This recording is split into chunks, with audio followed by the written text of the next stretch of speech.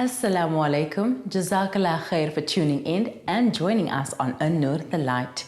Our focus has always been to tell the stories of dreamers and doers, and it seems the Muslim community is not short of these. Saliha Bamji comes from a small town in Gauteng and followed her heart to find a career that defines her life. We visited this incredible human being.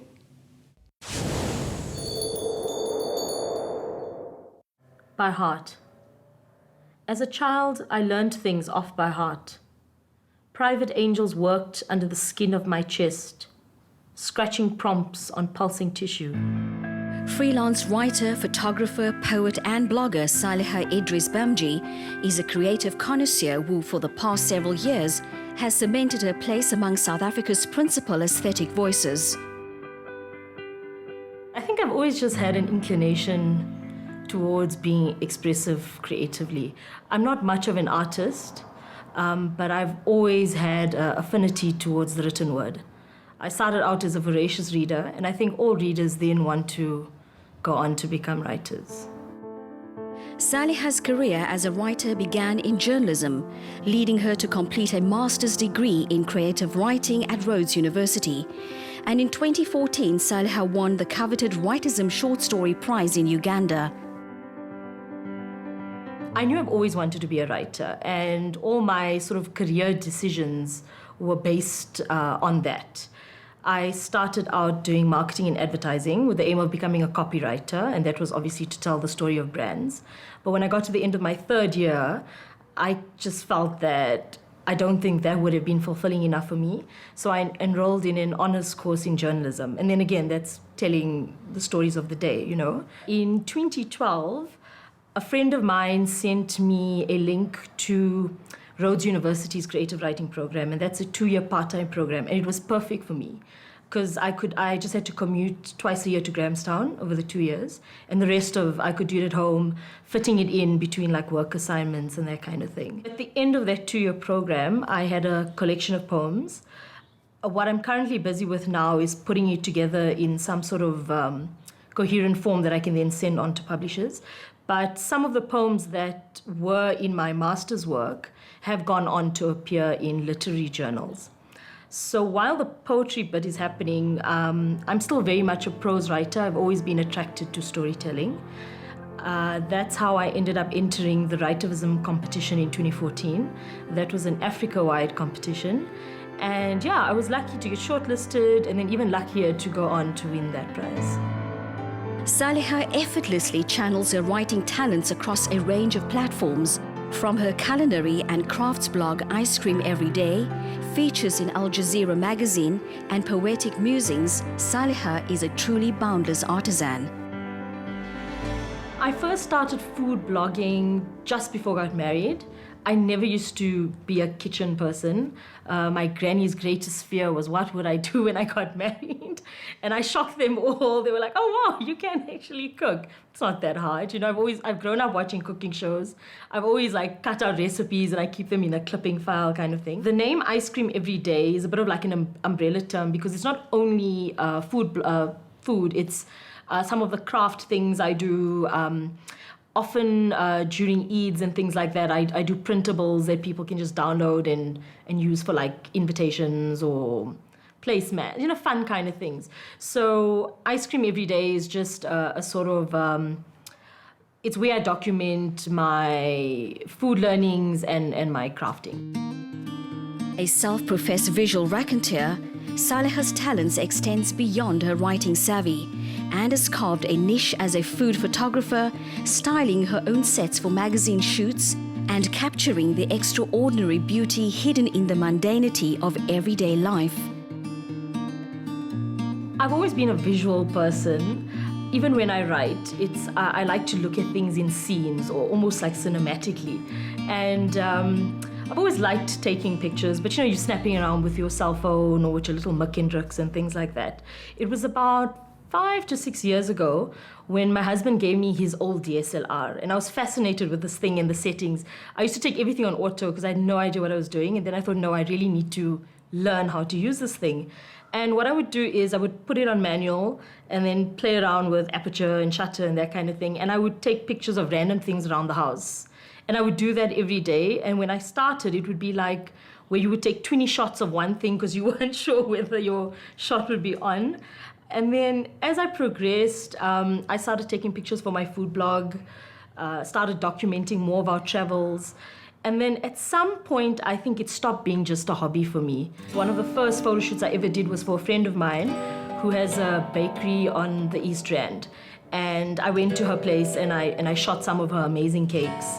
And that was kind of the start of what I do now, which is product photography, food photography. I recently shot images for a recipe book that I'm quite excited for that launch. I think that'll be towards the end of this year. Immersed in her creative aptitude, Saliha provides a beautiful living example of how the creator is able to honor the creator. And what is the purpose of life if not for praising the creator? I did not create mankind except to worship me. Surah Ad-Dariyat, chapter 51, verse 56.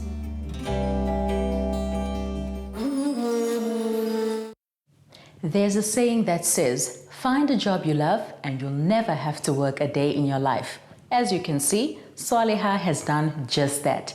For those still setting out their course in life, dream on, because only you can make the impossible possible. Let's find out what our KZN stylistas have in store for this week's Street Style.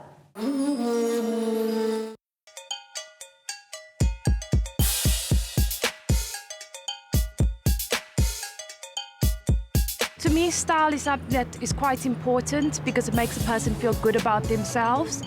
And if you feel good about yourself, you'll have more confidence, you become more outgoing, and you just feel all around happier. There is one of the teaching which the Rasulullah sallallahu alaihi wasallam says, dressing is half of faith. So I make sure that whatever I'm dressing, whatever I'm putting on that day, I'm not seeing as an extreme, and at the same time I make sure that I'm within the Islamic teaching. I love fashion, I love style, so I think it sort of comes naturally. I think style gives you sort of confidence inside and out. I feel if you look good, you feel good.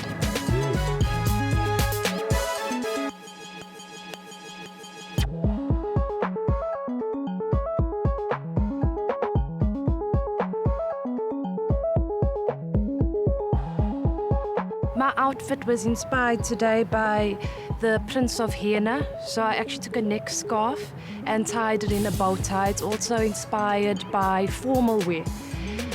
The color of the skirt and the shape of the skirt itself was inspired by African skirts, as I like to use a culmination of various cultures when styling myself. This shirt to me actually, I chose this type of color so that it's something that's attractive at the same time, not too attractive.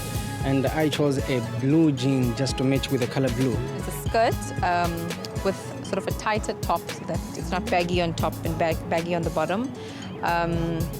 So when dressing up, I think body shape is important. Everyone wants to look good, so you're supposed to create that sort of hourglass figure.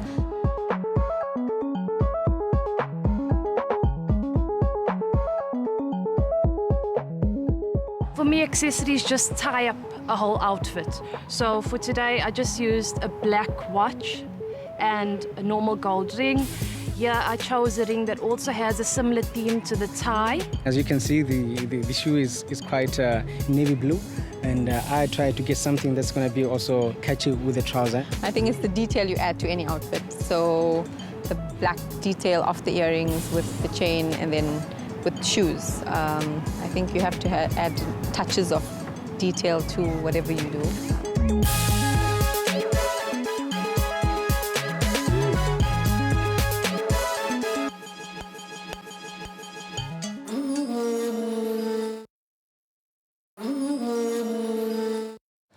The Islamic Peace University has slowly but surely been building up their profile and courses on offer.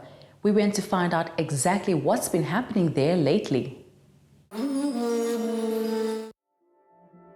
The very first revelation to Prophet Muhammad, peace be upon him, urged him to seek knowledge. Since then, Muslims have placed great emphasis on this verse, and this in turn has driven their love of education. One of the first universities in the world, the Al-Azhar, was founded on Islamic principles and is operational to this day. The International Peace College of South Africa, an Islamic tertiary institution in Cape Town, celebrated an historic occasion in 2013 when it became the first Islamic institution of higher learning to be registered by the Department of Higher Education and Training in South Africa.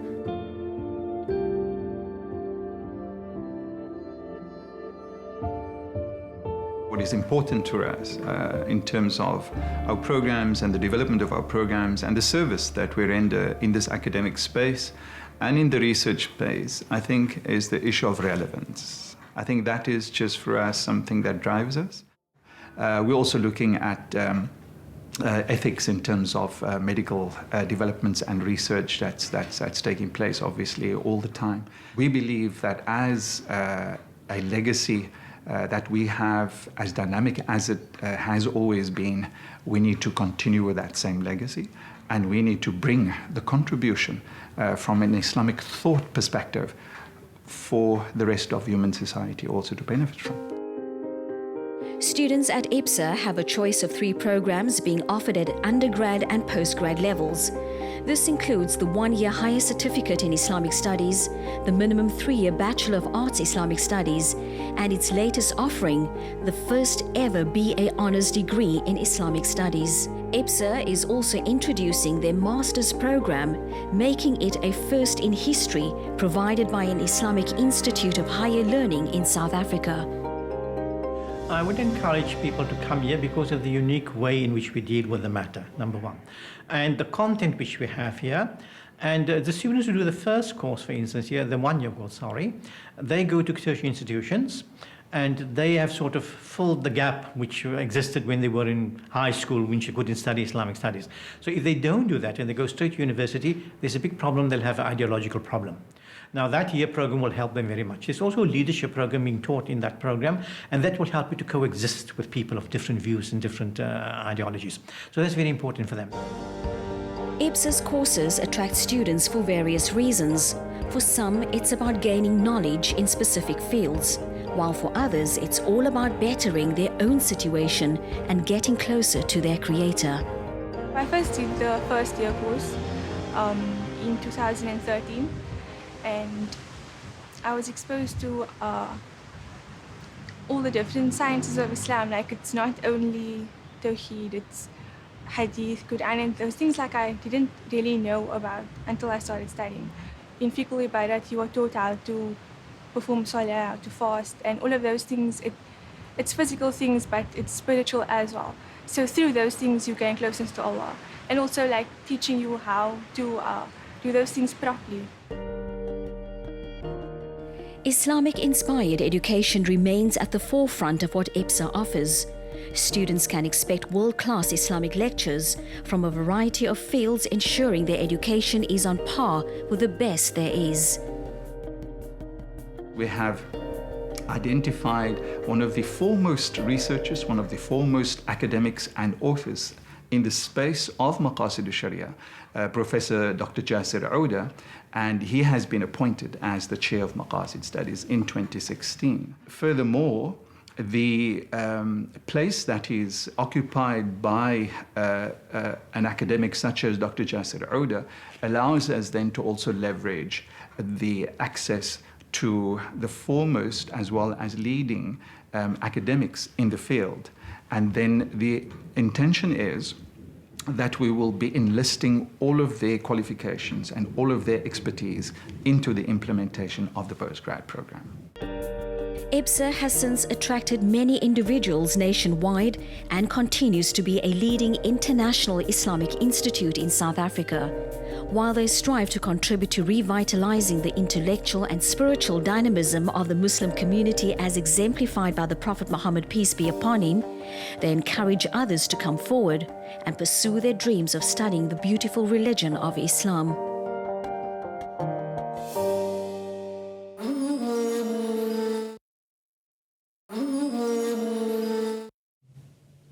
One of the best ways to find out what's happening in your neck of the woods is to check out our events calendar. We try and find something for everyone, big or small. So get a piece of paper and a pen and jot down whatever you're interested in attending.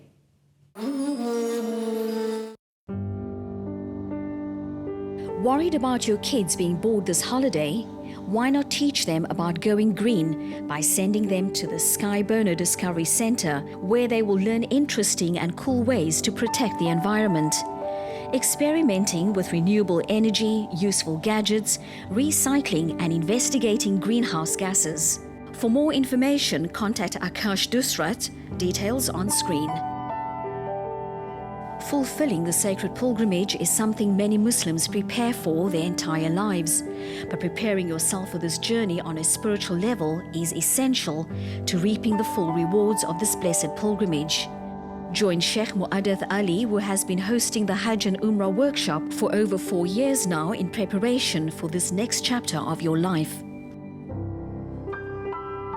The annual Gandhi Walk and Fun Run hosts a 6-kilometre fun walk and a 12-kilometre fun run. But that's not all. A variety of fun-filled entertainment, an array of prizes for winners, a kids zone, small business showcases, food stalls and health zone is available. The event certainly is a healthy way to spend the day together as a family, enjoying some fitness and fun in the sun. The Islamic Medical Association is hosting its 37th annual convention, providing medical professionals a platform to earn CPD points over the 29th and 30th of April 2017. World-renowned guest speakers, national and international delegates all come together with the same theme of transformation in healthcare through harnessing partnerships. IMASA is also catering to the families of all delegates by hosting a youth camp and a separate kiddies program over the convention weekend to entertain, educate and supervise children during the convention. Please contact the IMA Durban offices for more information. It's back. Celebrate Durban's sun-kissed days and starlit nights at the Hartley Fair. For incredible shopping, unusual gifts, exquisite Islamic wear, trendy fashion, exotic foods and decadent desserts, you've got to get down to the Hartley Fair this year and make it a weekend for the family. Showcasing an array of 250 local and international exhibitors, you're spoilt for choice. Also on offer is spectacular live entertainment. Laugh your socks off with Mo Vauda, Mervyn Pillay, Yusuf Kadu and Zahir Bassa, and a host of Nasheed artists, fire shows, soccer tricksters, and fun-filled kiddies rides and games.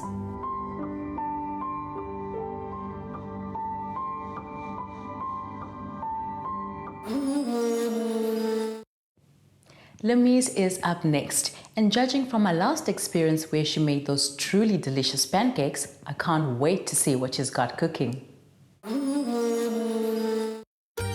Assalamu alaikum, I'm Lamise, and today I'm going to be sharing my bellini recipe with you.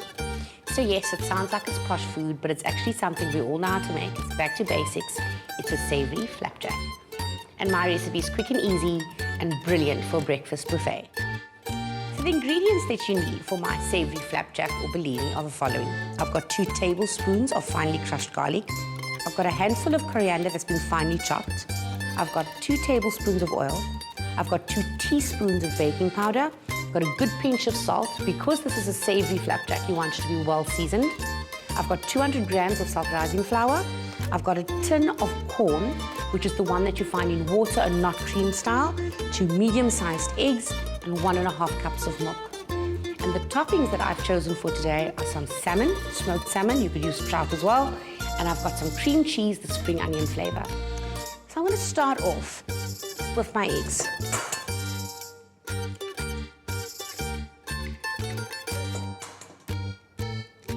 once you've made this the first time, you sort of figure how easy it is to do anything with it. And you can tailor it to your taste. You could add chilies, for example. Even the roasted red chilies would be fine. Parsley, if you want to do this with some smoked snook. Coriander. So I'm going to add most of my ingredients, excluding my corn at this point, simply because I want to make sure that everything's mixed together well with the beater before you add your corn. Baking powder. And yes, we are using self-raising flour. The baking powder is just to give it that extra lift. Salt. Flour. And in goes our milk. Now again, depending on the age of your flour, I'm using 1.5 cups in this instance. If your flour is older, you probably would need more. So I'm just going to give this a quick mix with my spoon so I don't get a face full of powder when I resort to my hand beater.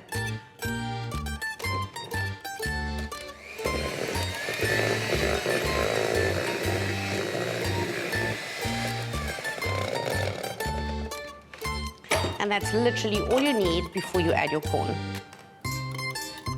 And again, corn can be substituted for spring onion or just red onion, whatever tickles your fancy, but this is my favorite for breakfast buffet.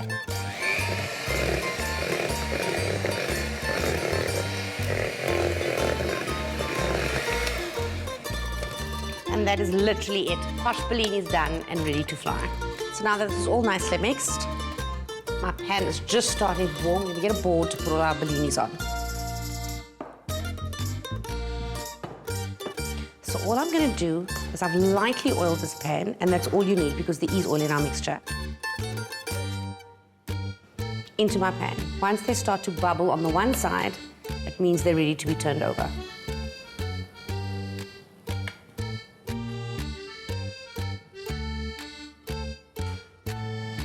So when you see the bubbles start to form on the one side, you know they're good to be flipped over. And once these are done, I'm going to let them cool off on the board. Give them a good smear of cream cheese. And decorate them with a smoked salmon rose and a sprig of coriander. And I promise they'll be pretty enough to eat. So my bellinis are done. Half of them are decorated. The rest are still in the pan, but I can't resist. So until next time, Assalamu alaikum.